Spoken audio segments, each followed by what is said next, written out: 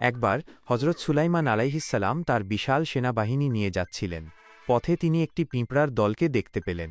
তাদের ভয়ে ছোটাছুটি দেখে পিঁপড়াদের সর্দার তার সঙ্গীদের ডেকে বলল, তোমরা সবাই নিজ নিজ গর্তে ঢুকে পড়ো। হজরত সুলাইমান আলাইহিসসালাম এর বিশাল বাহিনী আসছে। যদি তোমরা সময় মতো না লুকোও তাহলে তোমাদের পায়ে পিষে মারা হবে। হজরত সুলাইমান আলাইহিসসালাম বুঝতে পারলেন পিঁপড়াদের সর্দারের কথা। তিনি তার বাহিনীকে থামিয়ে দিলেন। এরপর সেই পিঁপড়ার সর্দারকে তার কাছে ডাকলেন এবং জিজ্ঞাসা করলেন, তোমার কিসের এত ভয়? তোমরা তো ক্ষুদ্র প্রাণী, আল্লাহ আমাদের সবাইকে সৃষ্টি করেছেন। পিঁপড়ার সর্দার বলল, হে আল্লাহর নবী, আমরা আপনার বিশাল বাহিনীকে দেখে ভীত নই, কারণ আমরা জানি আপনি দয়ালু। আমাদের ভয় আপনার অহংকার নিয়ে।